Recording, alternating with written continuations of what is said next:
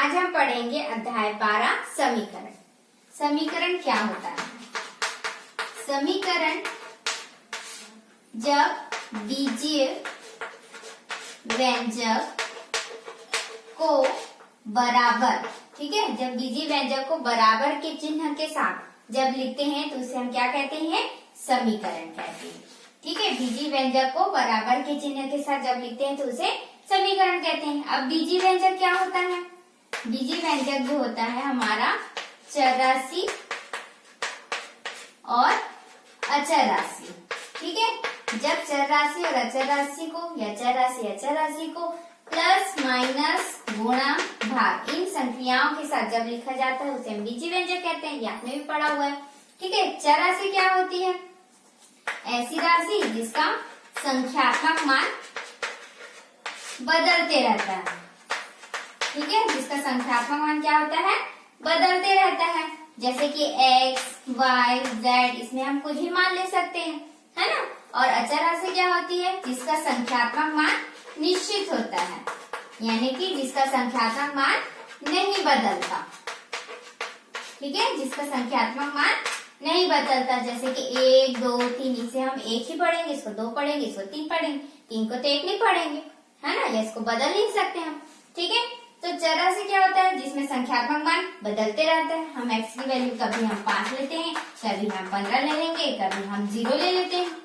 ठीक है, उसी तरह y भी ले सकते हैं। ठीक है, तो क्या होता है? ऐसी राशि जिसका संख्यात्मक मान बदलते रहता है उसे हम चर राशि कहते हैं, और ऐसी राशि जिसका संख्यात्मक मान नहीं बदलता है उसे हम अचर राशि कहते हैं। तो जब चर राशि और अचर राशि को प्लस माइनस गुणा या भाग, जैसे कि x प्लस y इस तरह से लिख लीजिए, या x प्लस वाई माइनस 2 लिख लीजिए, है ना। जब चर राशि को चर राशि के साथ या फिर चर राशि और अचर राशि को प्लस माइनस गुणा या भाग संक्रिया के साथ जब हम लिखते हैं तो इसे हम बीजीय व्यंजक कहते हैं। ये आपने भी पढ़ा हुआ है। ठीक है, तो जब हम बीजीय व्यंजक, ये जो बीजीय व्यंजक है उसको बराबर के चिन्ह के साथ लिखते हैं। अब कैसे लिखेंगे बराबर के चिन्ह के साथ? मान लीजिए इसके बराबर क्या लिख दी मैं? 5 लिख दी। ठीक है, तो ये मेरा क्या हुआ? एक समीकरण हुआ।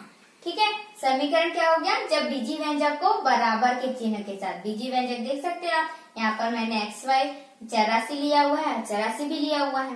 ठीक है, या फिर इसको ऐसा ना लिखिए, आप ऐसा भी लिख सकते हो इस तरह से। तो ये हो गया आपका चर राशि, ये हो गया अचर राशि, है ना। इसको जब हम बराबर के चिन्ह के साथ लिख रहे हैं तो इसे हम क्या कहते हैं? समीकरण कहते हैं। ठीक है, बीजीय कथन को जब बराबर के चिन्ह के साथ लिखा जाता है उसे हम क्या कहते हैं? समीकरण। अब पढ़ते हैं समीकरण के कुछ नियम।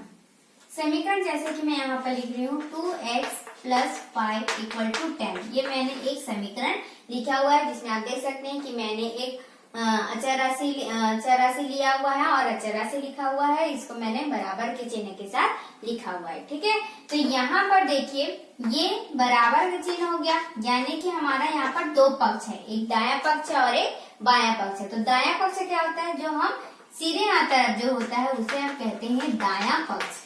ठीक है, और जो उल्टे हाथ तरफ होता है उसे कहते हैं बायां पक्ष। ठीक है, जो सीधे हाथ तरफ रहता है उसे क्या कहते हैं? दायां पक्ष, और जो उल्टे हाथ तरफ रहता है उसे क्या बोलेंगे?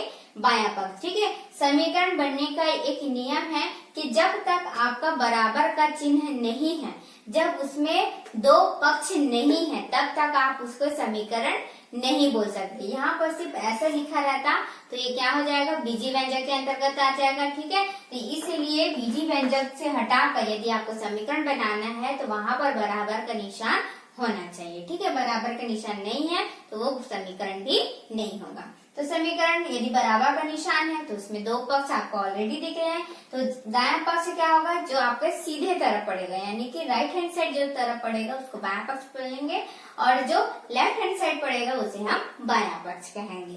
ठीक है, इसमें आप पक्षांतर का एक नियम होता है। ठीक है, समीकरण को जब हम हल करते हैं तो पक्षांतर का नियम होता है।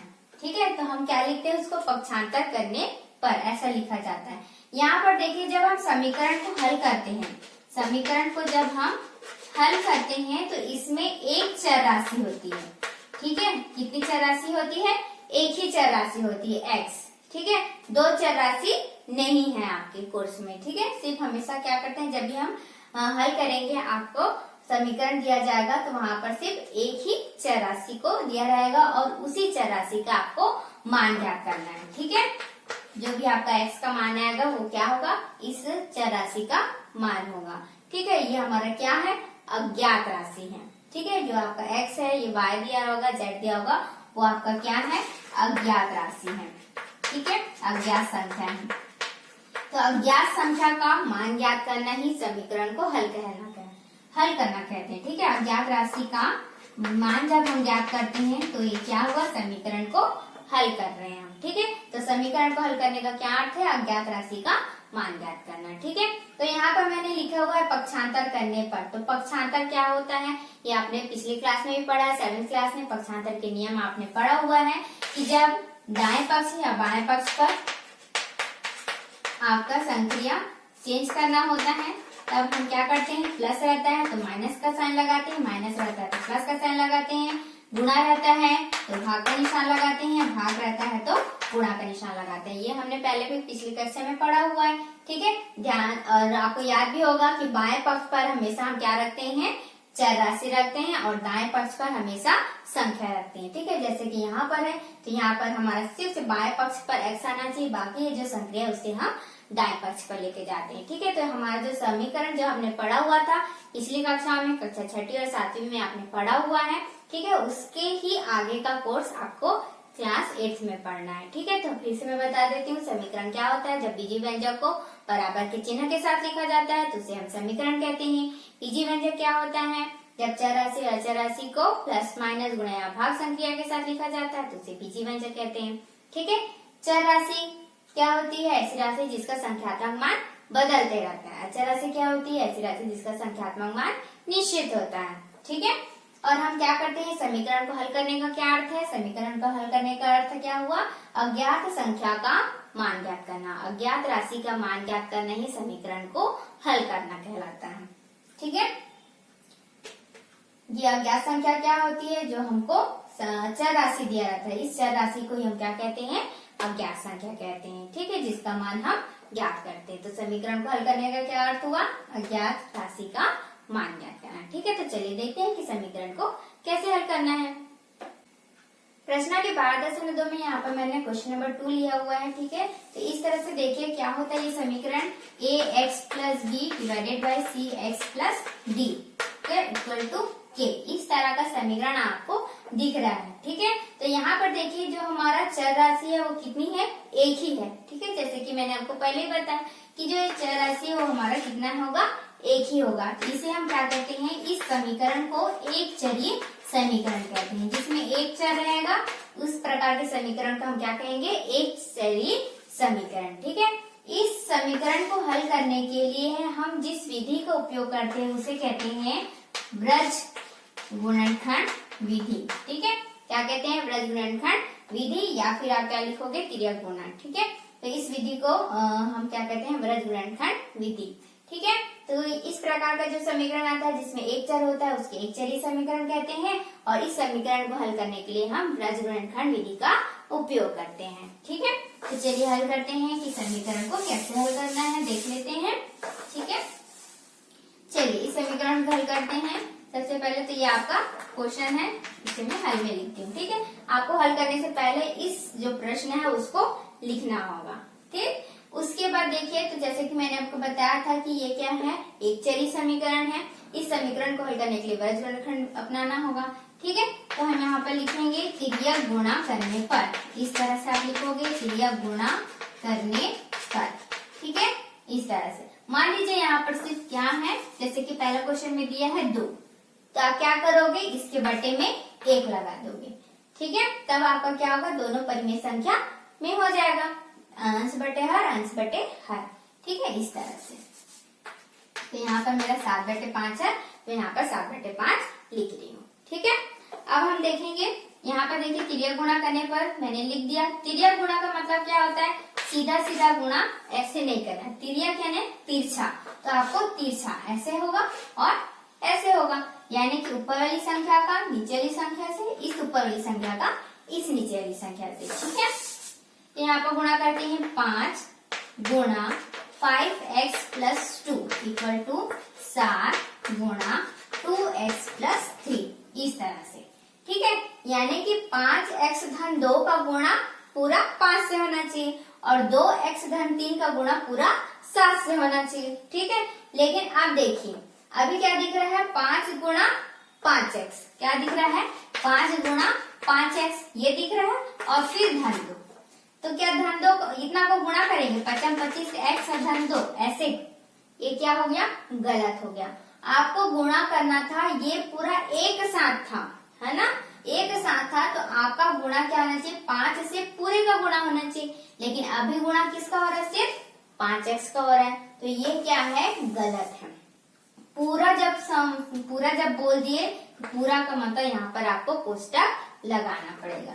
ठीक है, जब भी हमारा 2 पद हो तो आपको कोष्टक लगाना है, 2 पद या 2 पद से ज्यादा हो तो कोष्टक लगाना है। ठीक है, अब इसका मतलब है कि हमको 5 का गुणा 5x से भी करना है और 5 का गुणा 2 से भी करना है, तो गुणा कर देते हैं, 25x प्लस 5 दूनी 10, इस तरह से हो गया। यहाँ पर हल करेंगे, 7 दूनी 14x प्लस 7 या 21, इस तरह से हो गया। ठीक है, अब क्या करेंगे हम, देखिए ये क्या जुड़ पाएगा, ये क्या जुड़ पाएगा, नहीं जुड़ पाएगा। जब हम समीकरण को हल नहीं कर पाते तब हम वहां पर क्या करेंगे, पक्षांतर, तो यहाँ पर हम लिखेंगे पक्षांतर करने पर।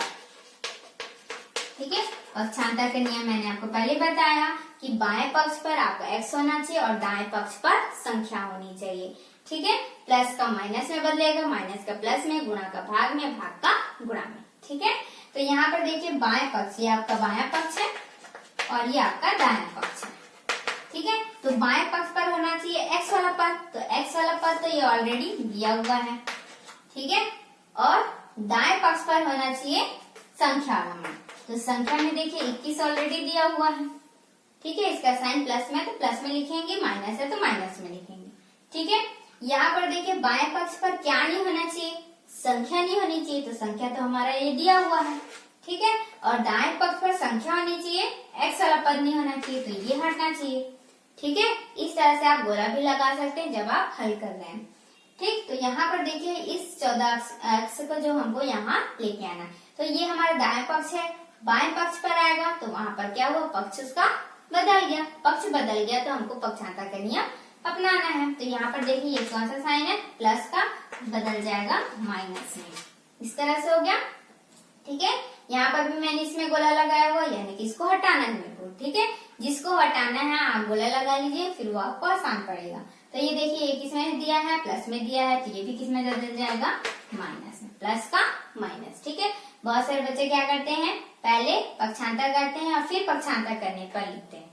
ठीक है, तो हमको नहीं करना है, पहले आप बताओगे कि आप क्या कर रहे हो, उसके बाद ही हल करना है। ठीक है, इस तरह से पक्ष को जब आप बदलोगे तो पक्षांतर करने पर लिखोगे। ठीक है, और पक्षांतर जब करोगे तो पक्षांतर का नियम भी अपनाना जरूरी है। बहुत सारे बच्चे ऐसे करते हैं कि बदल तो देते हैं, इस पक्ष को इस पक्ष में लाते हैं, लेकिन साइन चेंज नहीं करते। साइन चेंज नहीं करते इसके बाद क्या होता है, उनका आंसर गलत आता है। तो जब भी आप पक्षांतर करेंगे ध्यान रखोगे, आपको नियम लगाना है। ठीक है, अब देखो 25 में से 14 हमको क्या करना है, घटा देना है। तो 25 में से 14 घटाइए तो कितना आ जाएगा, हमारा 10 आ जाएगा। ठीक है, सॉरी 11 आ जाएगा, 11x हो जाएगा। ठीक है, 25 में 14 घटाएंगे तो 11x हो जाएगा। ठीक है, इसी तरह 21 में से 10 घटाएंगे तो 11 हो जाएगा। अभी भी देखिए हमारा क्या है, x है, तो हमको सिर्फ x चाहिए, इस संख्या को नहीं चाहिए। तो इस संख्या को मेरे को क्या करना होगा, हटाना होगा, तभी मेरा x दिखेगा। तो कैसे हटाऊंगी, तो ये देखिए ये किसमें दिया हुआ है, गुणा में दिया है, तभी तो वो 11x, 11 गुणा x रहता है तो हम 11x लिखते हैं। ठीक है, तो ये किसमें दिया है, गुणा में दिया है, तो पक्षांतर करेंगे तो गुणा का पक्षांतर क्या होता है, भाग, तो 11/11, इस तरह से 11 11 कैंसिल हो जाएगा, 11 कम 11, 11 कम 11, तो x बराबर हमारा क्या आ गया, 1। तो ये जो हमारा x बराबर 1 आया, यही हमारा क्या है, समीकरण का हल है। ठीक है, आपका जो प्रश्न पूछा था ये लिखा है समीकरण को हल कीजिए, दिए गए समीकरण को हल कीजिए, तो ये हो गया हमारा समीकरण को हल करना। उसके बाद लिखा है उत्तर की जांच भी कीजिए, तो हमको यहाँ पर उत्तर की जांच भी करना है। ठीक है, तो उत्तर की जांच आप पहले भी पढ़ चुके हैं कि हमको दायां पक्ष और बायां पक्ष दोनों में मान रखना होता है। तो यहाँ पर देखिए दाएं पक्ष पर आपका ऑलरेडी मान दिया हुआ है, तो हमको इसे नहीं हल करना है, सिर्फ यहाँ पर x का मान हम रखेंगे और तो यहाँ पर 7/5 आना चाहिए। यदि 7/5 नहीं आ रहा है यानी कि आपने x का मान गलत निकाला है, या फिर आपने x का मान सही भी निकाला है तो यहाँ पर मान रखने में गलत किया है। ठीक है, इस बात का आप ध्यान रखेंगे। तो चलिए देख लेते हैं उत्तर की जांच कैसे करते हैं। तो यहाँ पर देखिए मेरा दिया हुआ है बायां पक्ष, मैं यहाँ देखती हूँ बायां पक्ष 5x/2, यहाँ पर है 2x+3। ठीक है, यहाँ पर मैं लिखूंगी जो मेरा x का मान आया था x बराबर 1 रखने पर, इस तरह से मैंने लिखा। अब जहाँ जहाँ x है वहां मैं 1 रखूंगी। ठीक है, तो दिया सबसे पहले 5 लिखूंगी, 5 के साथ x जो है वो गुणा में है तो गुणा का निशान लगा के 1 लिखूंगी, फिर धन 2। 1 कहाँ से आया, x की जगह मैंने मान रखा है। ठीक है, 5 गुणा x है। ठीक है, तो इस x की जगह मैं क्या रखूंगी, 1 रखूंगी, तो 5 गुणा 1 आएगा। ठीक है, फिर बटे का निशान है कि 2 गुणा x की जगह 1 फिर धन 3। ठीक है, तो यहाँ पर देखिए 5 एकम 5 धन 2, 2 एकम 2 धन 3, तो क्या हुआ 5 और 2 7, 2 और 3 5। तो देखिए हमारा क्या आ गया 7/5 आ गया, जो कि हमारा दाएं पक्ष है। तो लिखेंगे कि हमारा दाएं पक्ष भी क्या है 7/5 है, इसलिए बायां पक्ष बराबर दाएं पक्ष, दोनों पक्ष हमारे बराबर हो गए, तो हमारा क्या हुआ उत्तर सही है। ये हो गया हमारा उत्तर की जांच। इसी तरह आपको सभी क्वेश्चन में करना है, समीकरण को हल करना है और बाएं पक्ष पर मान रखकर x का मान रखकर दोनों पक्षों को आपको बराबर लिखना है। ठीक है, इसी तरह आपको सारे क्वेश्चन में करना है। आपको सबसे पहले तिर्यक गुणा करना है, तिर्यक गुणा करते समय ध्यान रखेंगे आपको कोष्टक का प्रयोग करना है, क्योंकि वहां पर दो पद आपको दिए हुए हैं। ठीक है, जब भी आप गुणा करोगे तो ध्यान रखोगे 2 पद दिया है तो कोष्टक लगाना होगा। कोष्टक लगाने से क्या होगा, आपको याद रहेगा कि आपको दोनों ही पद से गुणा करना है। ठीक है, जब आप दोनों पद से गुणा कर लेंगे उसके बाद आपको करना है पक्षांतर। तो पक्षांतर करने के समय आप ध्यान रखेंगे कि बाएं पक्ष पर आप रखिए x का मान और दाएं पक्ष पर रखिए संख्या मान।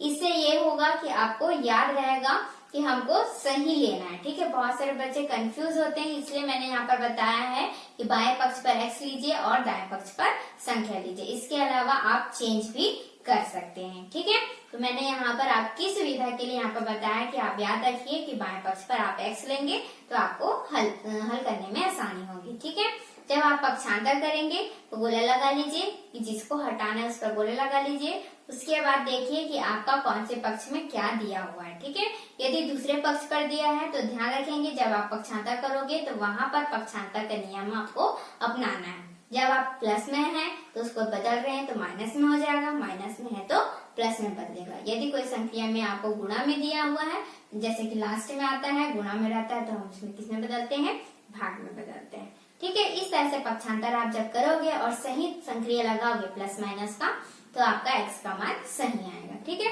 जब आपका x का मान आ जाएगा तो आप बाएं पक्ष पर रखोगे, सही रखना। ठीक है, तो जब आप सही मान रखोगे तो आपको उत्तर की जांच में जब बनाओगे तो दायां पक्ष और बायां पक्ष दोनों बराबर हो जाएंगे। ठीक है, इस तरह से आप सभी क्वेश्चन में हल करोगे। ठीक है, यहाँ पर देखिए आपका इस तरह से क्वेश्चन दिया हुआ है 4x माइनस ब्रैकेट में दिया है x+7। ठीक है, उसके बाद नीचे में भी इस तरह से दिया हुआ है। तो आप यहाँ पर क्या करोगे, देख रहे होगे कि आपका 2 बार दिया हुआ है x, है ना, तो इसको हमको क्या करना है देख लीजिए यहाँ पर क्या है, x में ही दिया है, y नहीं दिया है, तो ये भी एक चरी समीकरण ही है। ठीक है, लेकिन बस क्या करना है, हमको इसमें 2 बार जो दिया हुआ है उसको हल करना पड़ेगा। तो हल करते समय आपको याद होगा कि जब हमारा ब्रैकेट रहता है, कोष्टक का प्रयोग 7th क्लास में हमने पढ़ा हुआ है, जब हम ब्रैकेट को हल करते हैं तो उसके सामने का साइन देखते हैं। ठीक है, सबसे पहले तो ब्रैकेट के अंदर का हल करते हैं, जब हमारा ब्रैकेट के अंदर का हल नहीं होता है तो ब्रैकेट के बाहर जाते हैं। तो यहाँ पर देखिए एक बार x दिया है, इसकी 7 दिया है, 5x दिया है, 9 दिया है। यहाँ पर हमको हल करने का कोई भी साधन नहीं दिया हुआ है, तो हम क्या करेंगे, कोष्टक के सीधे बाहर चले जाएंगे। कोष्टक के बाहर यदि माइनस का निशान होता है तो अंदर का साइन बदल जाता है। क्यों, क्योंकि कोष्टक यानी क्या होता है, गुणा, तो plus minus minus, plus minus minus हो जाएगा, यानी इसका साइन क्या हो जाएगा, बदल जाएगा। ठीक है, तो यहाँ पर हम सेम करेंगे, कोष्टक के बाहर हमारा माइनस है, गुणा करेंगे, यहाँ पर कुछ नहीं यानी कि प्लस, तो प्लस माइनस माइनस एक्स हो जाएगा, प्लस माइनस माइनस हो जाएगा। ठीक है, तो जो x हमारा प्लस में था वो माइनस में हो गया, 7 प्लस में था माइनस में हो गया। इसलिए कहा जाता है कि पुस्तक के बाद यदि माइनस के निशान है तो अंदर की जो संख्या है उसका चिन्ह बदल जाता है। ठीक है, इसके बाद नेक्स्ट हम नीचे इसी तरह हर में भी इसी तरह करेंगे। पुस्तक के बाहर है माइनस, तो इस तरह से हमारा जो साइन है वो क्या हो जाएगा, बदल जाएगा। देखिए प्लस यहाँ पर कुछ नहीं यानी कि प्लस है, प्लस माइनस माइनस हो गया, माइनस माइनस प्लस हो गया। 5x प्लस में था माइनस में बदल गया, 9 माइनस में था तो प्लस में बदल गया। ठीक है, इसके आगे देखेंगे 2/3 इस तरह हो गया। अब देखिए 4x में 1x घट जाएगा तो हो जाएगा 3x minus 7 divided by 3x में से 5x माइनस करना है। तो यहाँ पर हमको क्या करना पड़ेगा, ध्यान देना होगा कि 3 हमारा छोटा है और 5 हमारा बड़ा है। ठीक है, तो यहाँ पर 5 में से 3 घटेगा तो 2x आएगा, लेकिन बड़ी संख्या का साइन लगाएंगे इसलिए माइनस, प्लस 9 इक्वल टू 2/3। इस तरह से आप देख सकते हो ax plus c, cx plus d equal to k के फॉर्म में हमारा आ गया, यानी कि एक चरी समीकरण में बदल गया है। इसके बाद जैसे कि हम पहले हल करते हैं, त्रिज्या गुणा करने पर, फिर आपका आएगा पक्षांतर करने पर, उसके बाद x का मान। ठीक है, तो इसे मैं हल करके आपको बता, तो चलिए इसे हल कर लेते हैं। सबसे पहले हम लिखेंगे त्रिज्या गुणा करने पर, ये लिखने के बाद हम त्रिज्या गुणा करेंगे तो 3 पुस्तक लगा देंगे, 3x minus 7 equal to 2 multiply by minus 2x plus 9। फिर उसके बाद हम गुणा कर देंगे तो 3 तिया 9x माइनस 3 सत्ते 21 इक्वल टू यहाँ पर 4 हो जाएगा और यहाँ पर 9 दूनी 18 हो जाएगा। ठीक है, साइन का ध्यान रखेंगे, यहाँ पर कुछ साइन यानी plus, plus minus minus, plus plus plus ही होता है। ठीक है, इसके बाद हम करेंगे पक्षांतर, क्योंकि इस समीकरण में हम कुछ भी हल नहीं कर सकते। तो यहाँ पर करेंगे पक्षांतर। पक्षांतर करते समय ध्यान रखेंगे हमको यहाँ से 21 को हटाना होगा और इस यहाँ से हमको 4x को हटाना है। ठीक है, तो यहाँ हो जाएगा 9x, यहाँ पर 4x माइनस में प्लस में हो जाएगा और यहाँ पर 18 प्लस में और 21 भी हमारा माइनस में है तो प्लस में हो जाएगा। ठीक है, आगे बढ़ेंगे, 9 और 4 कितने हो जाएंगे, 13x इस तरह से हो जाएगा और यहाँ पर हो जाएगा 39। ठीक है, फिर हम क्या करेंगे, इस x का मान रखेंगे तो गुणा में है तो भाग में चले जाएगा, 13 कम 13, 13 तिया 39, तो x का मान हो जाएगा 3। इस तरह से हमने समीकरण को हल कर लिया। अब हम करेंगे उत्तर की जांच।